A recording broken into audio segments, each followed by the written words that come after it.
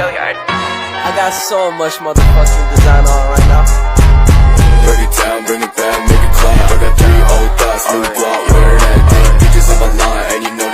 Assalamualaikum warahmatullahi wabarakatuh. Perkenalkan, nama saya Salsabilia dari kelas 10 MPLB 2. Pada video kali ini saya akan mempresentasikan masa-masa periode seni rupa Indonesia. Yang pertama adalah periode seni rupa modern Indonesia.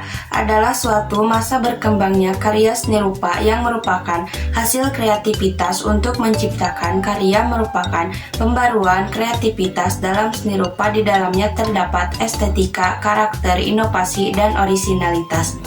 Yang kedua adalah periode perintis dari 1826 sampai 1880. Perkembangan diawali oleh pelukis Raden Saleh.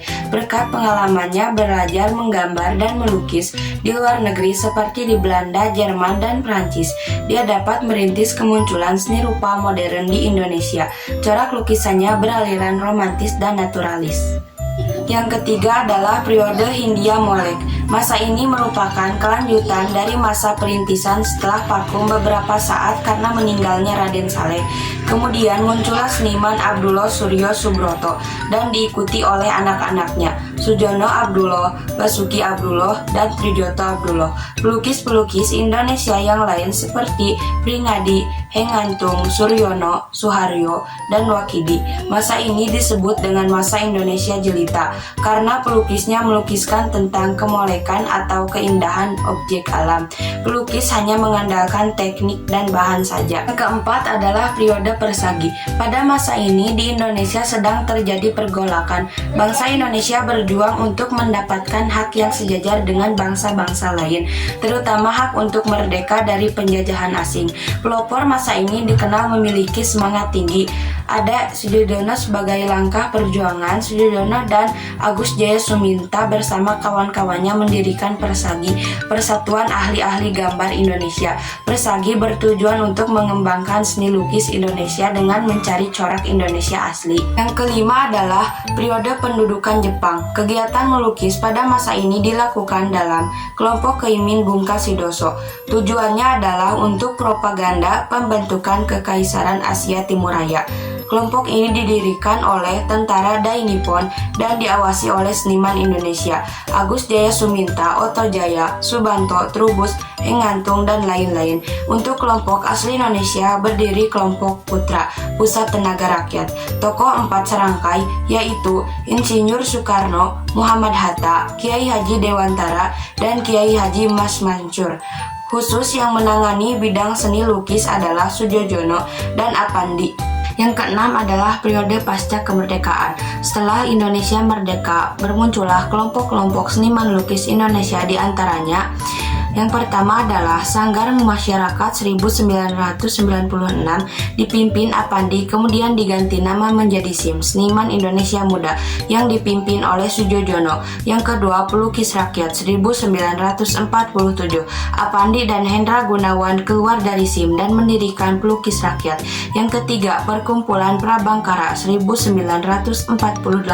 Yang keempat, ASRI, Akademi Seni Rupa 1948. Tokoh-tokoh pendirian RJ Katanisi, Sujojono, Hendra Gunawan, Jaya Ngasmoro, Kusnadi, dan Sindu Sisworo.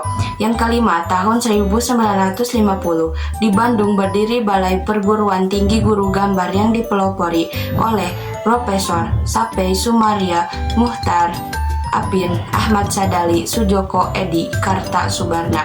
Yang keenam, tahun 1958 berdiri Yayasan Seni dan Desain Indonesia oleh Gaus Harja Sumantri. Yang ketujuh, tahun 1955 berdiri Kinhua oleh Li Manfong, Perkumpulan Pelukis Indonesia keturunan Tionghoa. Yang kedelapan, tahun 1959 berdiri Organisasi Seniman Indonesia oleh Nasar Dan yang ketujuh, periode akademis 1950, pengembangan seni rupa melalui pendidikan formal. Lembaga pendidikan yang bernama ASRI yang berdiri tahun 1948.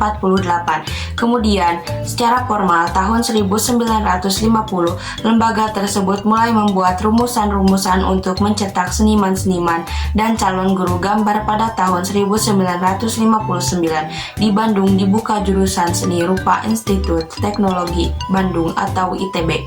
Kemudian dibuka pula jurusan Seni Rupa di semua institut keguruan dan ilmu pendidikan IKIP di seluruh Indonesia. Dan yang kedelapan, periode seni rupa baru. Pada sekitar tahun 1978 muncul kelompok baru dalam seni lukis. Kelompok ini menampilkan corak baru dalam seni lukisan Indonesia yang membebaskan diri dari batasan-batasan seni rupa yang telah ada. Seniman muda yang mempelopori kelompok ini adalah Jim Supangkat, Sprinta, D. Eri Supriya. Konsep kelompok ini adalah: yang pertama, tidak membedakan disiplin seni; yang kedua, menghilangkan sikap seseorang dalam menghususkan pencipta seni; yang ketiga, mendambakan kreativitas baru; yang keempat, membebaskan diri dari batasan-batasan yang sudah mapan; yang kelima, bersifat eksperimental. Sekian dari saya. Wassalamualaikum warahmatullahi wabarakatuh.